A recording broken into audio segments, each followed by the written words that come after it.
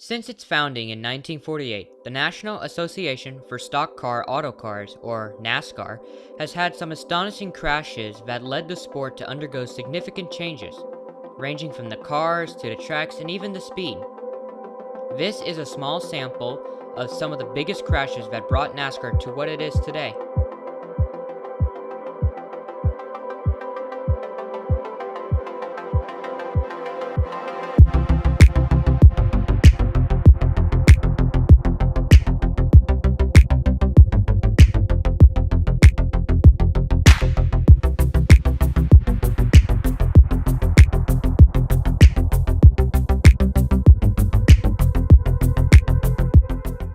Starting in 1960, NASCAR had its biggest crash in history that involved 37 of the 68 cars on the track.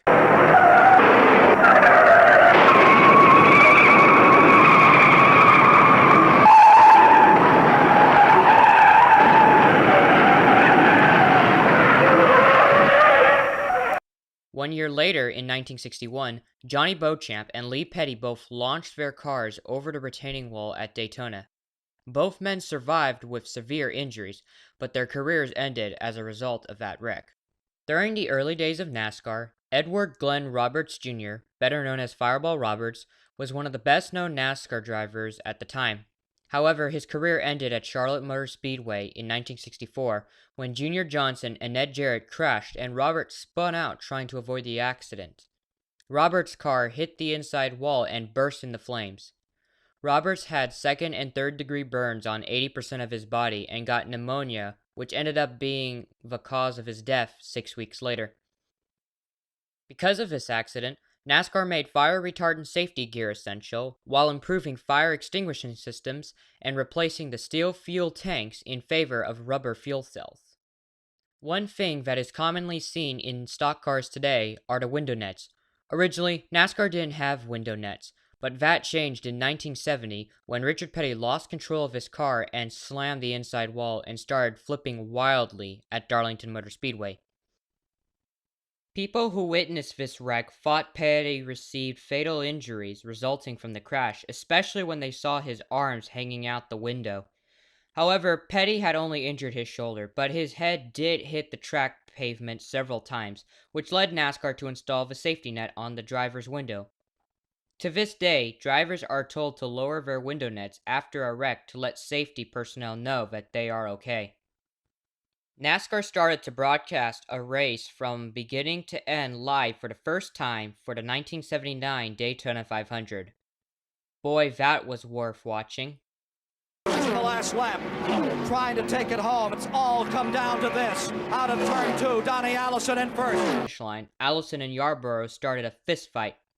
Everyone watching that race on television were shocked at the scene of both racers beating each other on live television.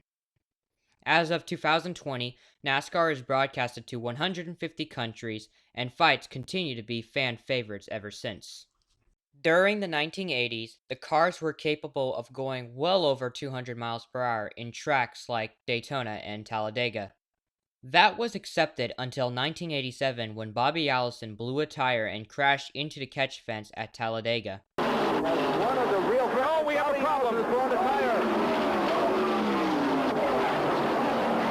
Bobby Allison with a horrible crash here on the front stretch. It has torn out a complete section. Starting in 1988, NASCAR introduced the restrictor plate to reduce the speed and horsepower specifically at those two tracks. Fast forward to 2019, NASCAR did remove the use of the restrictor plate in favor of the combined use of smaller spacers, larger spoilers, splitters, and aero ducts to reduce horsepower. Also, NASCAR had no speed limits on the cars in pit road, which allowed the drivers to drive at max speed to get the fastest pit time. That was allowed until 1990 when Ricky Rudd lost control of his car and crashed into Bill Elliott's pit box, crushing pit crew member Mike Rich, killing him almost instantly. The next year, NASCAR introduced new speed limits on pit road to reduce crashes there. Seen on the hood and roof of the cars are the hood and roof flaps, and people wonder what they're used for.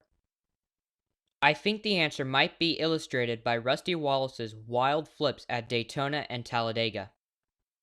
Jarrett and Earnhardt were capable of pull away a little bit. They're trying to bring in. Trouble behind Rusty Wallace is turning over. Rusty Wallace, 20 feet in the air, spinning, crashing. Well, I'll tell you what. Checkered is waving. Ernie Irvan wins, and Rusty spins and gets airborne and flips wildly right at the start-finish line, very reminiscent of his accident at Daytona. NASCAR introduced the roof flaps in 1994 to reduce airborne crashes. Even though we still see airborne crashes today, these sorts of crashes are far less frequent than if they weren't there. In February 2001, the NASCAR world would come to a complete shock when legendary NASCAR driver Dale Earnhardt died from what looked like a minor wreck on the final lap of the Daytona 500. Because of this, NASCAR made the head and neck support strictly necessary to all drivers. NASCAR also replaced the old concrete walls around every track with the steel and foam energy reduction, or simply called safer barriers. Fast forwarding to 2007, NASCAR introduced the car of tomorrow, claiming that it is the safest car than any other car in years past. This was obviously met with plenty of skepticism, with people thinking that it is not as safe as claimed to be. However, Michael McDowell changed all those opinions during the 2008 qualifying at Texas Motor Speedway. Oh, guys, whoa, oh, no, oh, my gosh. I have never seen anything like that in my life. He hit that wall a ton. Oh, my gosh. When Michael McDowell lost control of his car, crashed into the wall, and flipped wildly, people were thinking of what would be his injuries. But everyone was stunned when he simply got out of the car and walked away unscathed. Until 2013, that was the deciding factor about how safe the car of tomorrow was. In 2013, NASCAR introduced the Generation 6 car, which not only made these cars look like everyday street cars, but had many different aerodynamic and downforce packages on most racetracks. This car also featured forward roof and center roof support bars to the roll cage, with the purpose of reinforcing the integrity and increase the crush structure of the roof.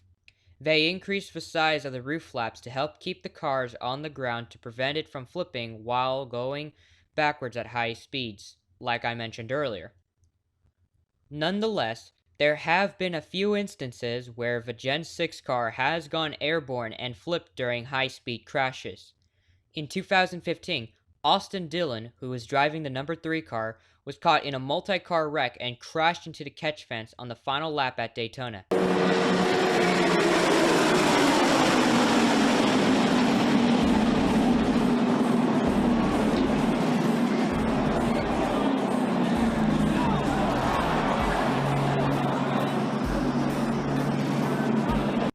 Everyone was stunned to see that Austin Dillon got out of the car on his own power and walked away with only a bruise on his tailbone and forearm. Most recently, in 2020, Ryan Newman was trying to block Ryan Blaney to win the Daytona 500, but ended up getting spun out, sent into the outside wall, and going airborne until Corey LaJoie unintentionally broadsided him on the driver's side on its way down.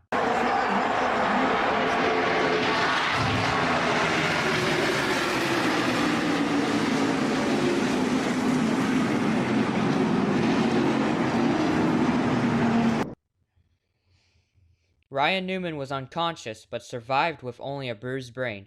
In a recent interview on the Today Show, Ryan Newman did say that the roll cage was compromised. With the Generation 7 car set to debut at the 2021 Daytona 500, NASCAR will be looking into more ways to keep improving the safety of the cars on the track. To conclude, in the 72 years that this sport has been around, NASCAR has significantly changed with the advancements of the rules, the cars, the technology, the racetracks, and more. It was amazing to do all this research and see how much NASCAR has changed from what it originally was. Everything from big crashes, Like a toy car. It doesn't look real. 3,400 pounds. Remember that. These things are almost 2 tons.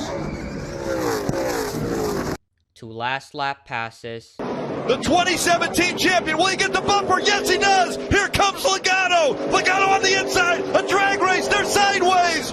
NASCAR will forever be one of America's favorite motorsports. 20 years of trying, 20 years of frustration. Dale Earnhardt will come to the caution flag to win the Daytona 500. I hope you guys enjoyed this NASCAR history lesson. If you did, please give this video a like. And if you're feeling really generous, hit the subscribe button to join Team MVR for more NASCAR content. Again, thank you guys so much for watching, and I'll see you guys